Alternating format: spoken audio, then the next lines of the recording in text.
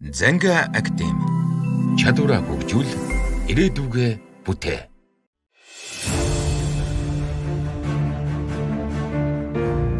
За та бүхэнд энэ өдрийн мэндийг хүргэе.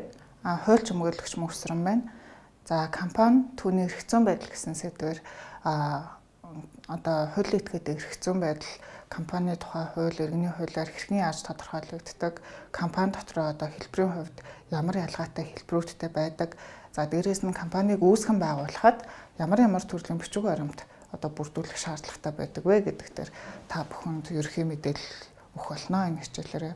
За компанитай холбоотой асуудал дээр бол хүмүүс одоо нөгөө төдийлөн ач холбогдол ер нь бол өгдөггүй үүсгэн байгуулахдаа бол за тэнд нэг загвар дүрэн байна тэрийг аваад ашиглаж гэдэг нэг иймэрхүү байдлаар хандаад байдаг.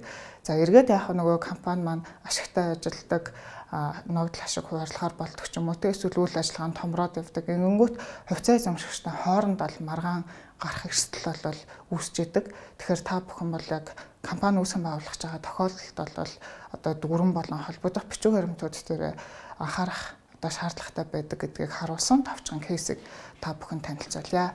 За энэ жишээн дээр бол яг дурддагдж байгаа нэрс нь бол ямар нэгэн компаниг илэрхийлээгүй. За энэ зүгээр жишээ болгож дурдсан гэдгийг та бүхэн маань анхаараарай. Энэ бол 3 шатны шүүхээр одоо дамжин шийдвэрлэгдсэн маргаан байна. За энэ маргаан дээр бол яг гэдэг компани тухай бүгдээр авч үзэх нэ. За яг гэдэг нэг компани байсан. За компани хувьцааны 49%-ийг Амраа гэдэг хувьцаа эзэмшигч эзэмшдэг. За 51%-ийг нь Төрөө гэдэг хувьцаа эзэмшигч эзэмшдэг байжээ. За ингээд хувьцаа эзэмшигчтэй хурал бол 2019 онд болсон. За тухайн үед 49%-ийг эзэмшижсэн Амраа гэдэг хувьцаа эзэмшигч маань за одоо компани маань ингээд томорсон учраас хоёулаа компани хуваая гэд нөгөө хувьцаа эзэмшигчтэй бол хэлээд хэлцэх асуудалтай бол орсон. За Төрөөгээд одоо нөгөө 50% эзэмшиж байгаа хувьцаа эзэмшигч маань уучлаарай тийм боломж байхгүй. Миний хувьд бол компани ямар нэгэн байдлаар хуваах сонирхолгүй байна гэсэн одоо хариу тайлбарыг бол хэлсэн. За ийм учраас бол нөгөө санал гаргасан хувьцаа эзэмшигч маань бол өөрийнхөө эзэмшижсэн 560 мянган ширхэг хувьцааг буцааж одоо компанид худалдаа гэдэг шаардлага гаргасан. Энэ нь одоо ямар учиртай вэ гэхээр компани тухай хууль дээр хувьцаа эзэмшигчтэй хурлаар хилцэж байгаа асуудал дээр эсрэг саналтай байсан хувьцаа эзэмшигч хувьцаагаа буцааж одоо компанид худалдах шаардлага гаргаж болно гэсэн зохицуултын дагуу энэ Амраа гэдэг хувьцаа эзэмшигч маань шаардлага гаргасан гэсэн үг. За тэгэхээр Төрөө гэдэг хувьцаа эзэмшигч зөвлөлөө өгүүлсэн бэхээр уучлаарай таны гаргаж байгаа шаардлага ч юм бол хуульд заасан одоо хугацаанд бол гаргаагүй байна.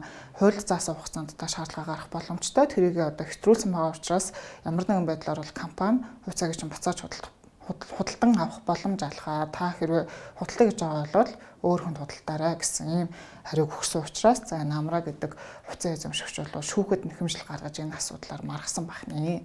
За ингээд маргаад явж байхад бол анхан шатны шүүхээс бол нэхэмжлийн шаардлагыг хангасан буюу за энэ хувьцаагаа буцааж худалдаж аваа гэдэг шаардлага бол өөрөө үндсэлтэй байгаа учраас компани бол буцааж хувьцааг нь худалдаж авах шаардлагатай юм байна. Үндсэлтэй байна. Тэм учраас хувьцааг нь буцаан одоо худалдаж аваа гэсэн байдлаар нэхэмжлийн шаардлагыг бол хангаж шийдвэрлсэн байгаа.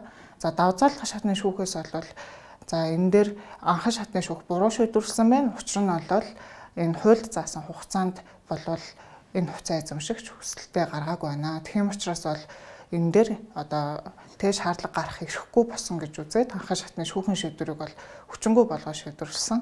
За усын дээд шүүхээс яаж хийсэн бэ гэхээр давзаалдах шатны шүүхийн шийдвэрийг хэвээр үлдээ шийдвэрлсэн. Өөрөөр хэлэх юм бол түрүүний тэр ярьсан Төрөө гэдэг хувьцаа эзэмшигч та хэрвээ одоо энэ компанийг буцаагаад хувьцаагаа худалдаж аваа би энэ хувьцаа эзэмшигчтэй хурлаар эсрэг саналтай байсан гэдэг шаардлага гаргаж байгаа тохиолдолд бол та хууль заасан хугацаанд тухайн компанид мэдээлэл хүргүүлэх шаардлагатай байсан гэдэг хариуг бол хэлсэн. За тэгэхээр энэ дээр бүхэн юуг харах боломжтой вэ гэхээр бидний одоо нэг сайн мэддгүү компанийн тухай хуульд заасан шаардлага гарах хугацаа маань эргээд өөрөө ямар ач холбогдолтой байдаг вэ? За хууль тогтоомжийг мэдэхгүй байхын тухайн хүнийг хуулийн хариуцлагаас чөлөөлөх ямар нэгэн үндэслэл болтгоо гэдгийг та бүхэн маань энэ кейс дээрээс харах боломжтой. За ингээд хичээлийнхээ яг үндсэн хэсэг рүү оръё. За хуулийн этгээдийн хэлбэрийн хувьд гэх юм бол иргэний хуульд зааснаар хуулийн этгээд бол ашигын төлөө бус гэсэн үндсэн одоо хоёр төрөлд бол хуваагддаг. Ашигын төлөө хуулийн этгээд бол мэдээж одоо дүрм зас үйл ажиллагаагаа хэрэгжүүлээд ашиг олохын төлөө үйл ажиллагаагаа явуулна. За ашигын төлөө бус нь бол өөрөө дүрм зас үйл ажиллагаагаа явуулна. Тэгэхдээ ямар нэгэн байдлаар ашигын төлөө үйл ажиллагаа явуулж болтгүйгээр хоорондоо ялгаатай байгаа. За ашигын төлөө хууль этгээд нь компани нөхөрлөл гэсэн хоёр хэлбэртэй. Компани бол яг хувьцаа эзэмшигч оруулсан хувьцааныхаа одоо хэмжээгээр хувь нийлүүлсэн хөрөнгөний хэмжээгээр хариуцлага хүлээгээд авчдаг. За нөхөрлөл гэхээр бол оруулсан хөрөнгөөсөө гадна тодорхой хэмжээний бас нэмэлт одоо хариуцлагыг хүлээх одоо үүрэгтэй байдгаараа энэ хоёр хэлбэр бол хоорондоо ялгаатай. За тэгээд зөвхөн одоо нөгөө ашигын төлөө хуулийг этгээд компани маань бол компани тухай хуулийг дагаж мөрдөхөөс гадна хуулийн этгээд улсын бүртгэлийн тухай хууль, иргэний хууль, за хэрвээ тусгай зөвшөөрөлт үйл ажиллагаа эрхэлдэг те банк санхүүгийн байгууллага ч юм уу, даатгал, хадгалан зээлийн хоршооч гэдэг юм уу те иймэрхүү тусгай зөвшөөрөлтөө үйл ажиллагаа явуулдаг хуулийн этгээдүүд бол зөвшөөрлийн тухай хууль, за тухайн үйл ажиллагаатайгаа холбогдох чиглэлийн хууль тогтоомжуудыг дагаж мөрдөнө. За мэдээж нэхлэн бодох бүртгэлийн тухай хууль, аж ахуйн нэгж орлогын албан татварын тухай хууль гэх мэт одоо үйл ажиллагаанд заавал дагаж мөрдөх шаардлагатай хууль тогтоомжуудыг бол үйл ажиллагаанд бас дагаж мөрдөх шаардлага гарч ирж байгаа. За компани үндсэн шинжийн тухай бүгдээрээ авч үзье. За компани өөрөө ямар үндсэн шинжтэй байдаг вэ гэхээр тусгай сэдв хөрөнгөтэй тий. За А гэд компани авах юм бол тэр компани үйл ажиллагаагаа явуулахын тулд бол өөрийн гэсэн хөрөнгөтэй байна. Өөрийн гэсэн хөрөнгөтэй гэдэг нь ямар нэгэн байдлаар одоо хувьцаа эзэмшигчийн нэр дээр байгаа хөрөнгийг авч ашиглах гэхээс илүү үйл ажиллагаагаа хэвэн явуулахад нь тухайн компанид яг зориулсан хөрөнгө нь байж ах ёстой гэсэн үг. За дараагийнх нь бол тогтвортой үйл ажиллагаагаа эрхэлдэг. За үйл ажиллагаагаа 1 сар явуулаад зогсооцсон ч юм уу, 2 сар явуулаад зогсооцсон ч юм уу, хэдийгээр ингээд нөгөө богино хугацаагаар үргэлжлэж байгаа ч гэсэн үйл ажиллагаа нь бол тогтвортой үргэлжлээд явж байгаа шаардлагатай байдаг.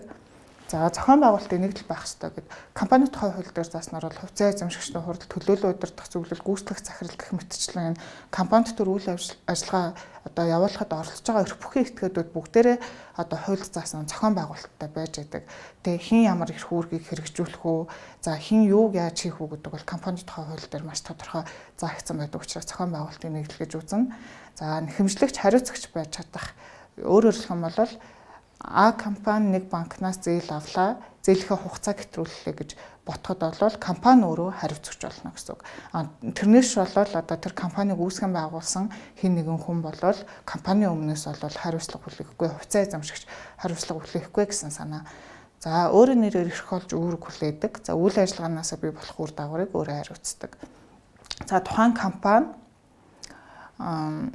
хин нэг этгээдтэй 3 дахь этгээдтэй гэрээ байгууллаа гэж ботход тэрнтэй холбоотой үүсдэг үүрэг нь бол компани дээр үүснэ гэхээс бол гүйцэтгэх захиралтай холбоотой ч юм уу те эсвэл одоо тухайн компани өр зээлийг гүйцэтгэх захирал нь хариуцсан ч гэдэг юм уу иймэрхүү зүйл байхгүй. Өөрөөр хэлэх юм бол компани өөрөө нэртэй байна, тэрүүгээрээ одоо үйл ажиллагаанаас бий болж байгаа үр дагаврыг өөрөө хариуцдаг гэсэн үг. За компани хэлбэрийн хувьд бол хувьцаат компани, хязгаарлагдмал хариуцлагатай компани гэсэн үндсэн хоёр хэлбэртэй байдаг. За хувьцаат компани бол хязгаарлагдмал хариуцлагатай компаниас илүү одоо хууль тогтоомжид заасан үүргүүд нь бол илүү олон байж байдаг.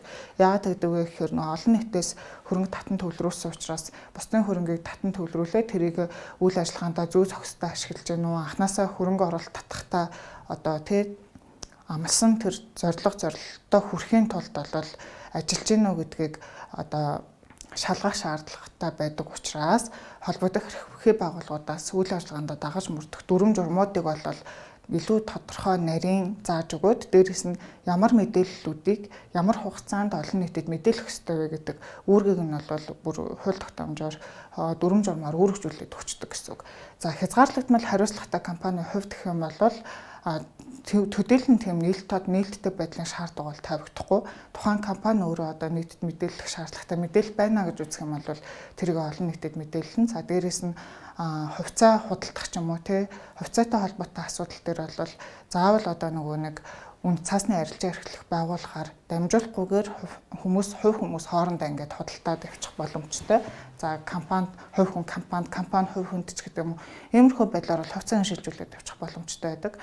Хувьцаат компанийн хувьд гэх юм бол заавал одоо үнд цаасны төвлөрсөн хадгаламжийн төвөөр дамжуулж бол хувьцааных нь арилжаа хийгддэг. Дээрээс нь одоо бид нар мэддэгтэй хөрөнгөний бирж дээр бол зарах захиалгаа өгөөд эргээд нөгөө талд нь худалдаа авах захиалга нь ингэж гарч ирээд хоорондоо биелэх юм бол шууд нөгөө нэг үнд цаасны арилжаалагтад явчихдаг.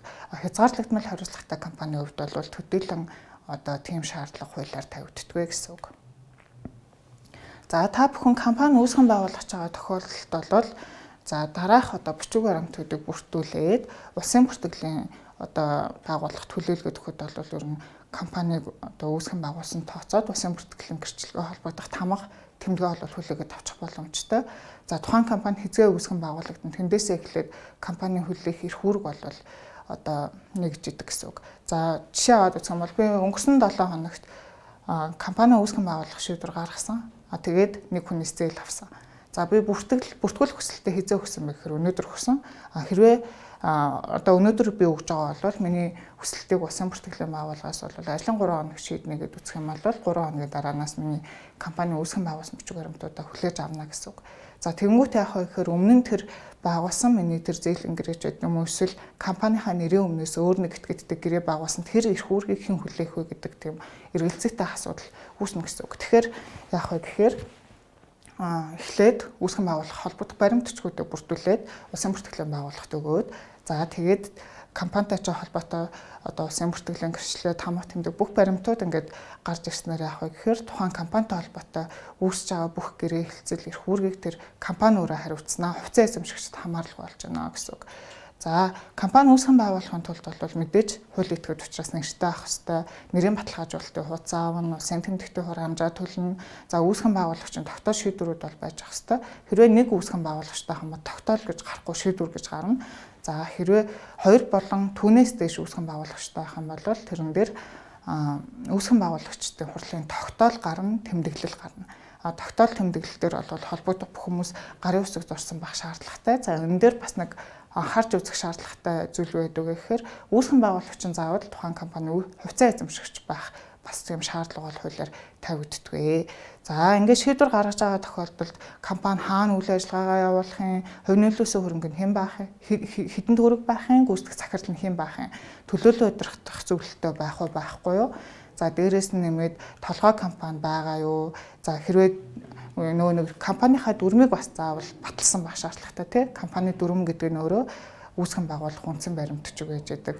За хуулийн этгээд яг хаана үйл ажиллагаа явуулахын холбогдох баримт, хөрөнгөний нотлох баримт гэх мэтчлэн хуулийн этгээдийн улсын бүртгэлийн тухай хуулийн 14 дугаар зүйл заасан түрүүний миний дурдсан бичиг баримтуудыг болол тухайн шийдвэр гарснаас хойш 15 хоногийн дотор улсын бүртгэлийн байгууллагт одоо хүргүүлж компани аль бие усаар бүртгүүлэх одоо шаардлагатай гэсэн үг.